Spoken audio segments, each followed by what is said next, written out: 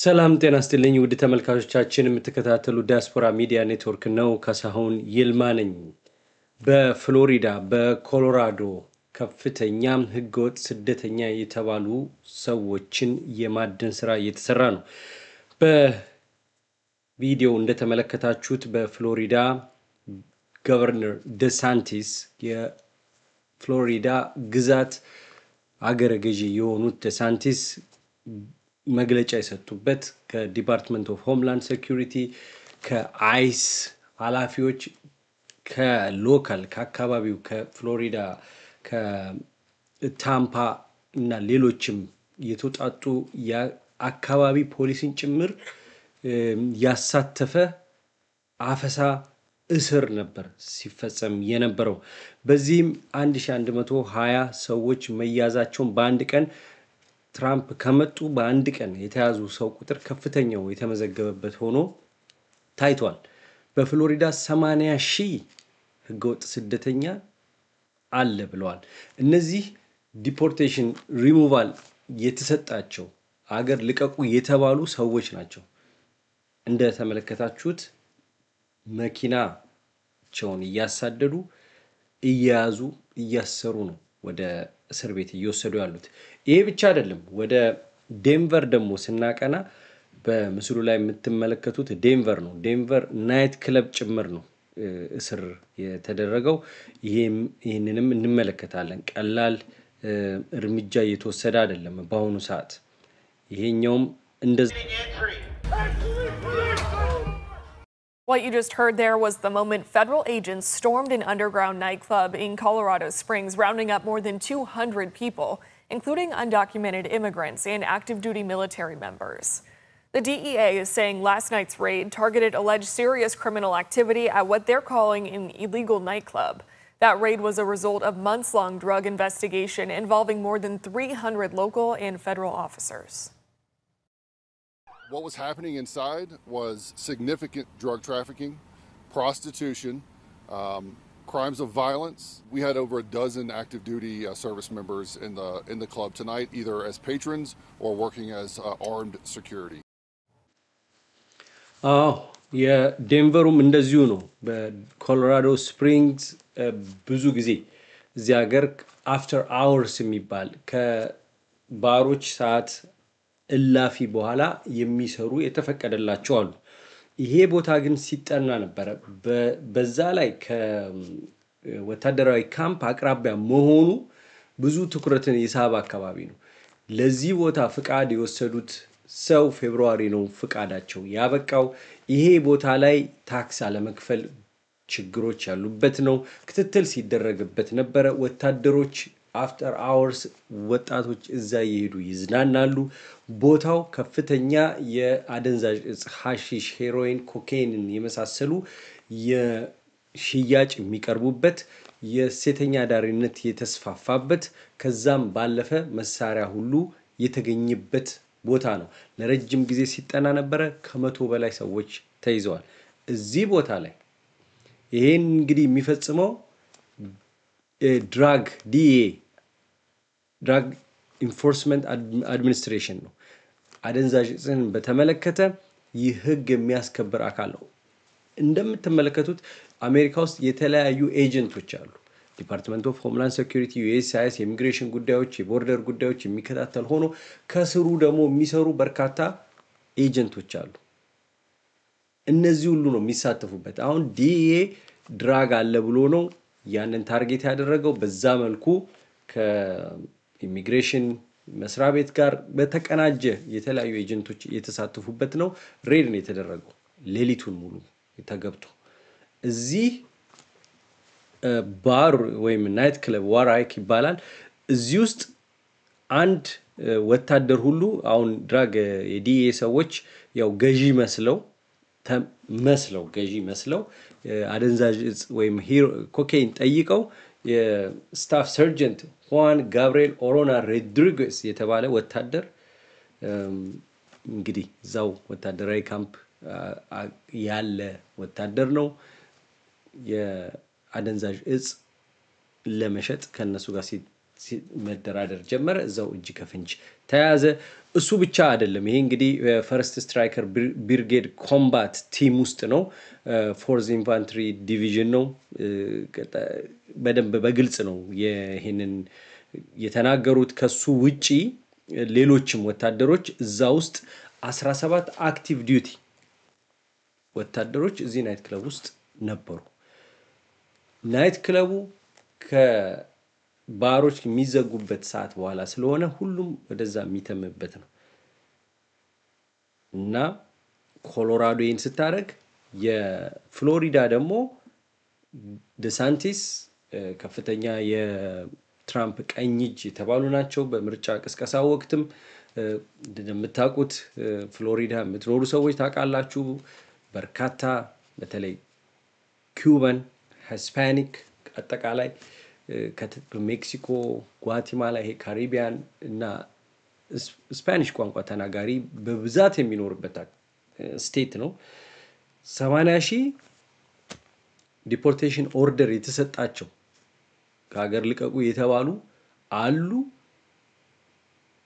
ትዛዙን አልሰሙም እያደን እንይዛቸዋለን እዛ ጋር ግን ለምሳሌ ከፍተኛ የወንጀል ሬፕ አስገድዶ መድፈር አደንዛዥ ማዘዋወር መሳሪያ መሸጥ መግደል እነዚህ ሁሉ የወንትድ የሆኑ ሊስቶች ያሉበት ቦታ ነው እነዚህ ውስጥ የተያዙ አሉ ብራዚላዊ ኮሎምቢያዊ ጓቲማላዊ ጠቅላላ በዚህ አደና ውስጥ 437 ጓቲማላ 280 ሜክሲኮውያን 153 ሆንዱራስ የተያዙት ከተያዙት ውስጥ እነዚህ ከፍተኛ ቁጥር ቶፕ 3 ክሪሚናል ካንትሪ ብለው ያስቀምጧቸው ነው በዛ በፍሎሪዳ አሁን ይሄ ደግሞ የህግ እክል ገጥሞታል የፍሎሪዳ ዳኛ ይሄን ማረግ አትችሉም ማረግ የምትችሉት የፌደራል ኢንፎርስመንት ይችላል በተረፈ ግን ሎካል ፖሊሶችን መጠቀም አትችሉም ህጉ አይፈቅድላችሁም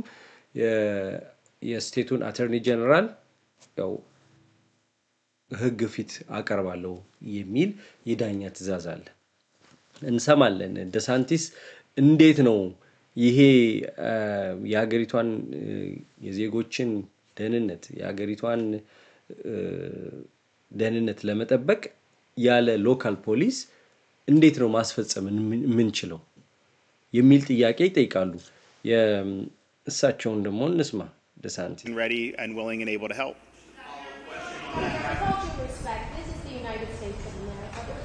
Where are you from? I'm WSBN Channel 7. Okay. My name is Vanessa Medina. Great, thanks. United States of America. So many people are being robbed. There's due process. This is wonderful, this dog and pony show, but there's American citizens who are being deported. They show their birth certificates, they show their passports, they show their IDs, and a lot of the work being done is a little sloppy. Well, first of all, I'll let ICE handle that accusation that you're making that they're deporting American citizens who are showing birth certificates and all that. I don't believe that that's true, but I'll let them respond to that. But you seem to have no sympathy. You seem to have no sympathy for people that have been victimized by illegal aliens. What about people, you have someone driving drunk and kills American citizen? What about people that have been deported previously and let in under Biden who then commit sexual offenses or commit homicides? And then we have more victims as a result of the federal government's previous inattention and unwillingness to enforce the law. So there are a lot of people that have been harmed by illegal immigration. There have been people that have been harmed by Tren de Aragua gang members who should not be in this country in the first place. So let's just be clear. Who are you fighting for? We're fighting for the citizens of Florida. We want them to be able to live in a society that upholds the rule of law. We want them to be able to live in a state that is safe. ከፍተኛ ጭቅጭቅ ነበረ ጋዜጠኛ ቁልፍ ጥያቄ ጠይቃለች ቬኔሳ ፍሮም WSBN የተባለ ቻነል ነው የጠየቀችው ጋዜጠኛ ናት በር ሰርቲፊኬታቸውን ያሳዩ የልደት ካርዳቸውን ያሳዩ አሜሪካዊነታቸውን ያሳዩ ሰዎች ሁሉ ያሰራችሁ ነው በዛ ላይ አሁን ቀጥሎ አሳያችኋለሁ አሁን ደሳንቲስ ቁልፍ ጥያቄ ጠይቀዋል መልሰው እኛ እኮ የያዘን ያለነው ወንጀለኞችን ነው። ከዚህ የተባረሩ ሁሉ በባይደን አስተዳደር ጊዜ ተመልሰው የገቡ ሴቶችን የደፈሩ ከፍተኛ ወንጀሎች የፈጸሙ ተመልሰው ገብተው ዜጎች ፍሎሪዳ ስቴት የሚኖሩ ሰዎች ደህንነታቸው እንዳይጠበቅ ሆኗል። ለማን ነው እናንተ የምትከራከሩት? ለወንጀለኛ እንዴት ትሞግታላችሁ? ሚዲያውን ነው የሚጠይቁት። የዚህ እኮ ሰለባ የሆኑ አሉ። በህገወጥ ስደተኞች ጠጥተው ሰክረው የነዱ የተገደሉ ሰዎች አሉ። ቪክቲሞች አሉ። ለማን ነው የምትከራከሩት? የሚል ጠንካራ ጥያቄ ለጋዜጠኛዋ መልሰው ጠይቀዋል። ጋዜጠኛዋም የዋዛ አይደለችም። የእሷን እንመለከታለን። ምክንያቱም እነዚህ ነገሮች አሁን በፍርድ ቤት እና በህጉን በሚያስከብሩ በሚያስፈጽሙ በመንግስት መካከል በተለያዩ ስቴቶች ከፍተኛ ጋሬጣ ገጥሟቸዋል የትራምፕ አስተዳደር። ምክንያቱም ለፍርድ ቤት መመለስ አለባቸው፣ መከራከር አለባቸው። እንደዛም ሆኖ ግን አሁን የሎካል ፖሊስ አትጠቀሙም ተብሎ 250 ፖሊስ ደሳንቲስ ተጠቅመዋል። ከዛው ከፍሎሪዳ ስቴት ከፌደራል መንግስት ካመጧቸው ወታደሮች በተጨማሪ ማለት ነው፣ ህግ አስከባሪዎች። And we have to take action on it. I'll let them address your accusation.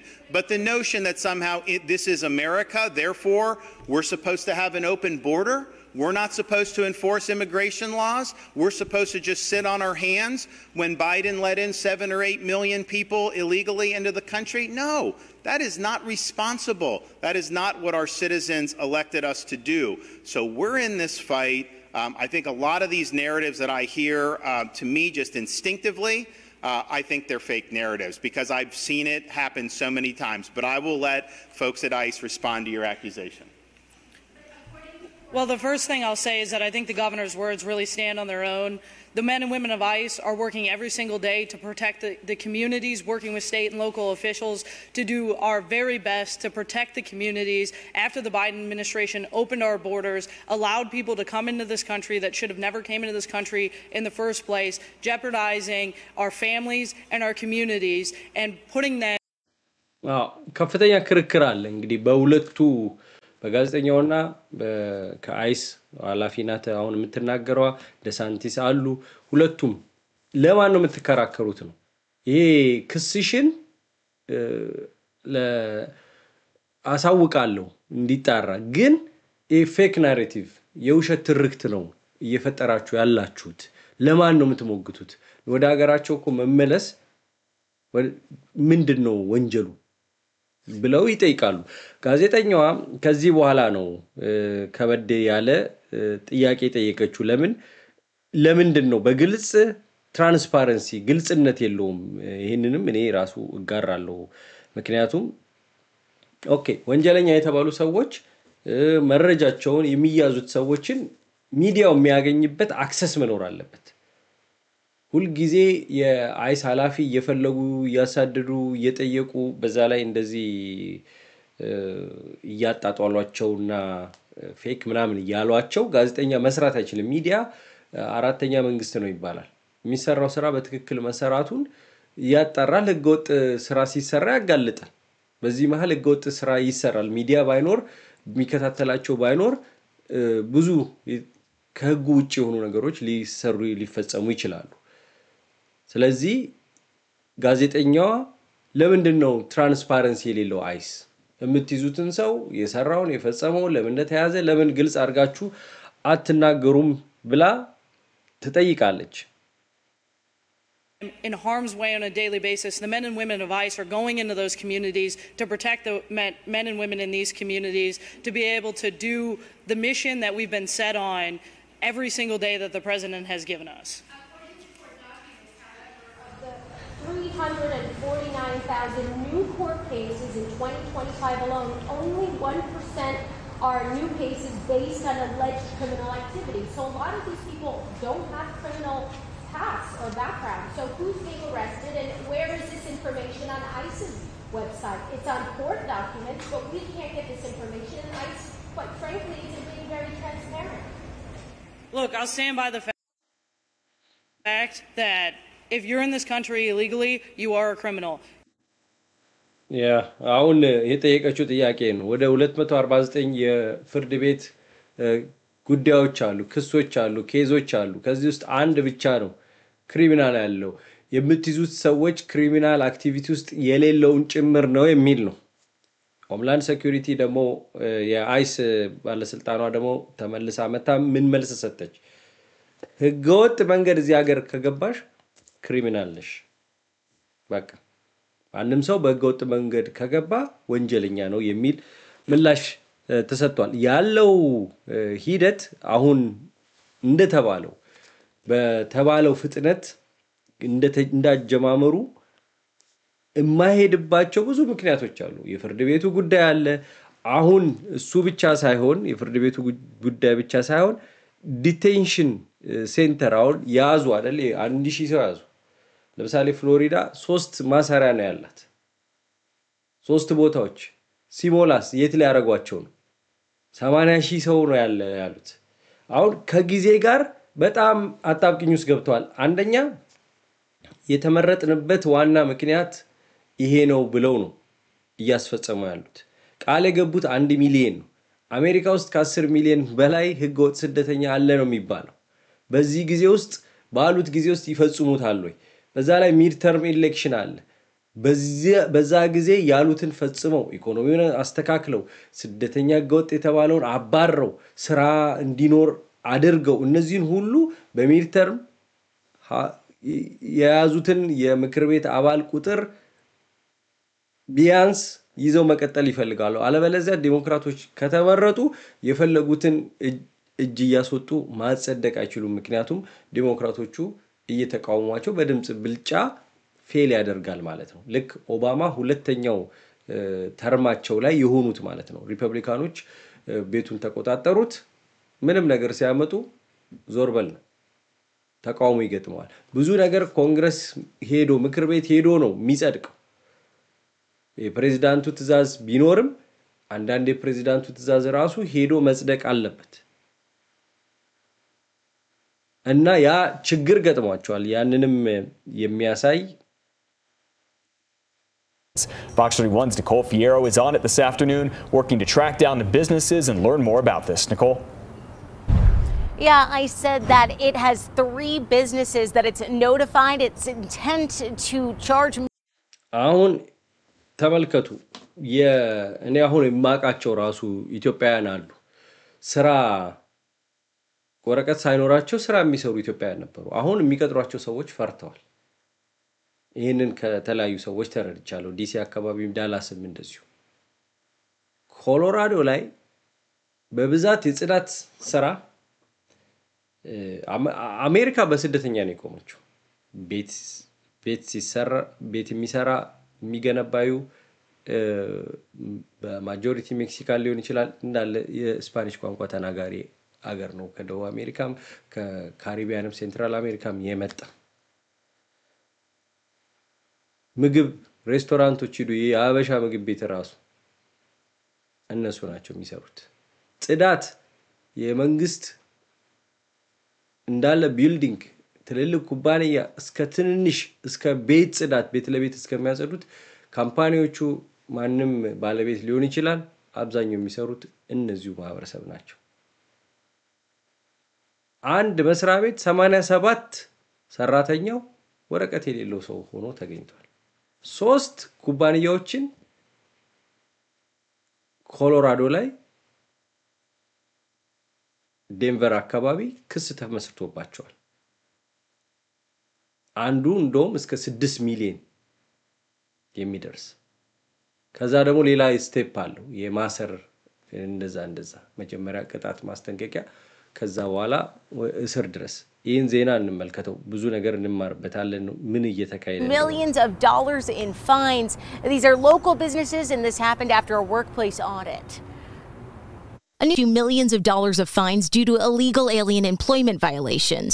We tried going to these businesses to learn their side, starting with CCS Facility Services, which provides janitorial and facility maintenance services to Denver and surrounding areas, where we were told a board meeting was going on and someone would have to get back to us.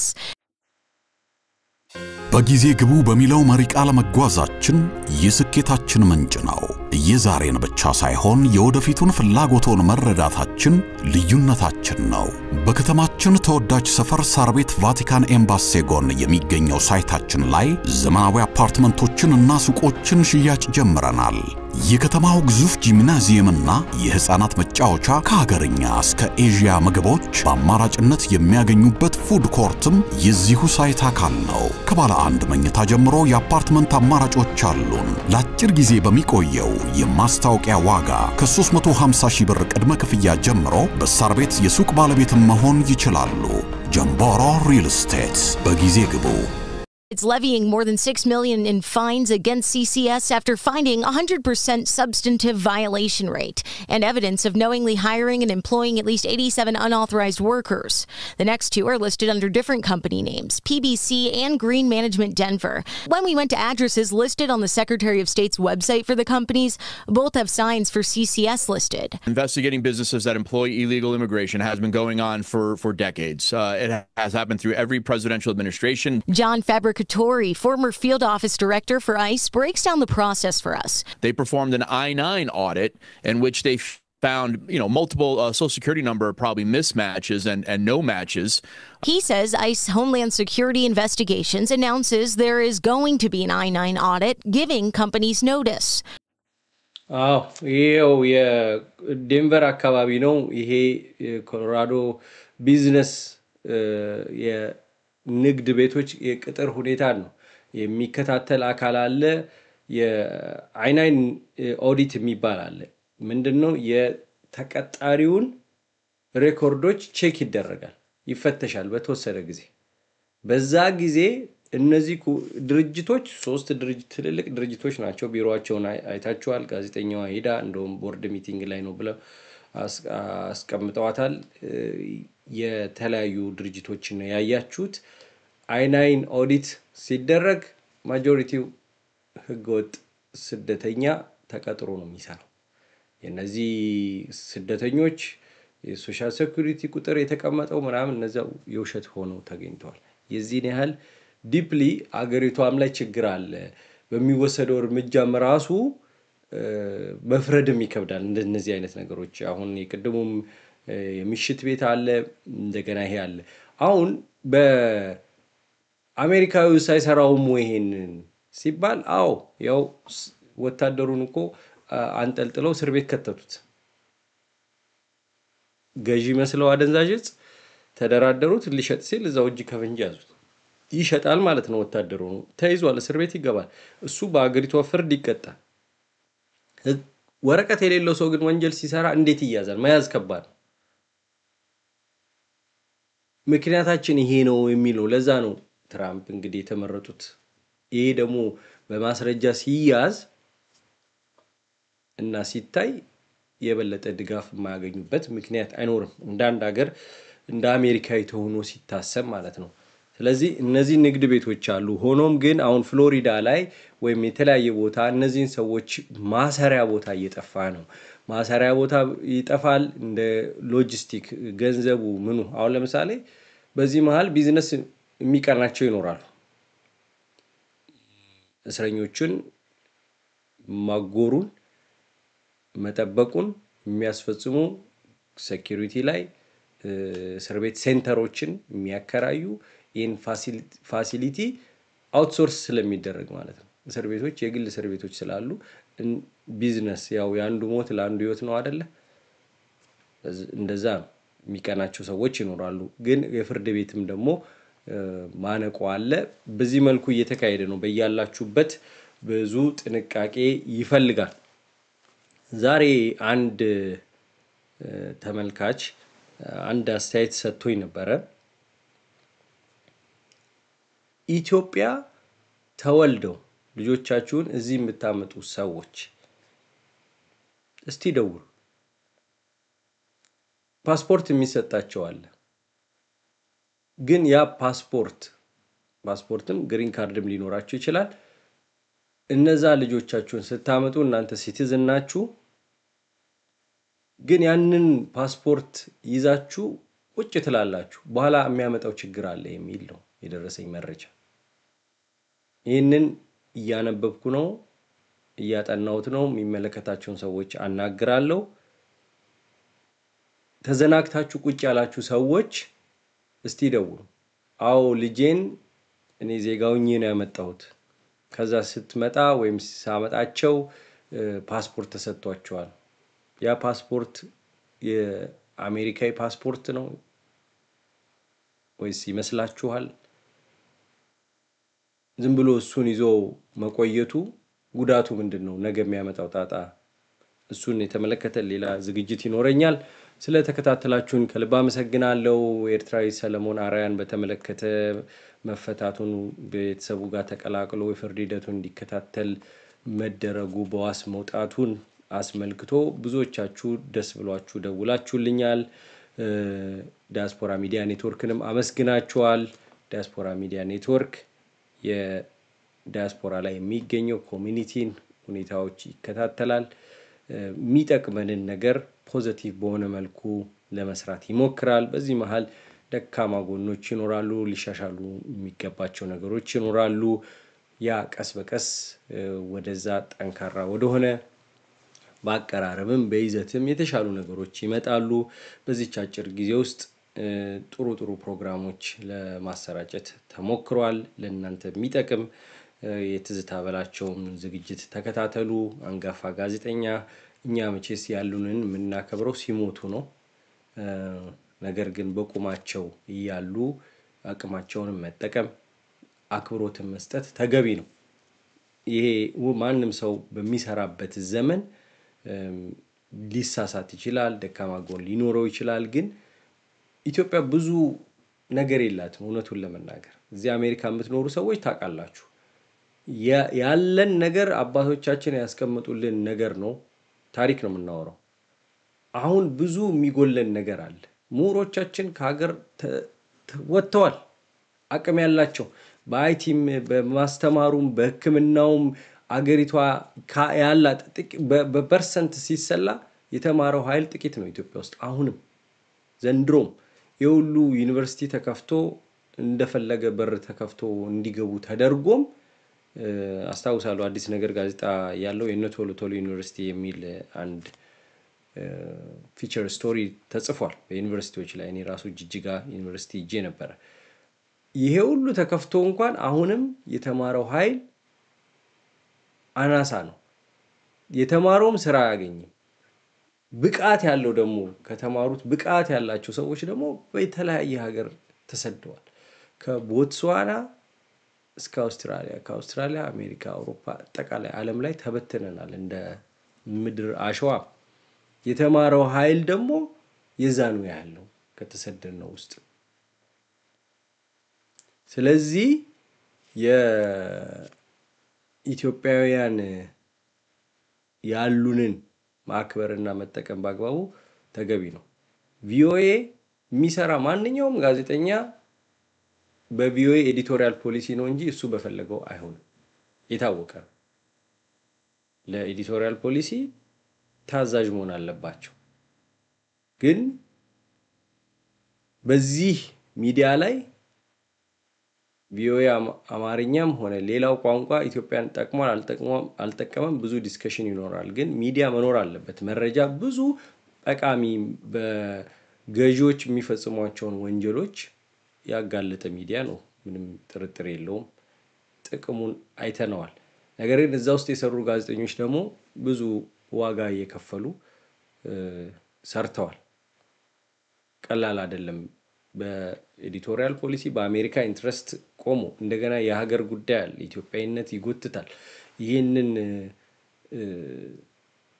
ተቋቁመው አገልግለዋል ትዝታ አሁን ደግሞ በፍሪደም የምትሰራበት በዛ ላይ የተማረችበት ሙያ ነው የተለያዩ ጥሩ ፕሮግራሞች ወደ እናንተ ታመጣለች ተከታተሉን ሰብስክራይብ አድርጉ ብዙ ተከታታይ ያለን ሰብስክሪፕሽኑ ቁጥር እንደሚከታተለው እንደሚመለከተው ሰው ያህል አይደለምና ሰብስክራይብ አድርጉ ካሳሁን ይልማ ነኝ መልካም ቅዳሜና እሁድ ይሁንላችሁ የተለያዩ መሰናዶዎች ወደ እናንተ ለማምጣት እንጥራለን ስለ አብራችሁን ስለቆያችሁ ከልብ አመሰግናለሁ ካሳሁን ይልማ ነኝ ደህና ሁኑ። መልካም ሰንበት።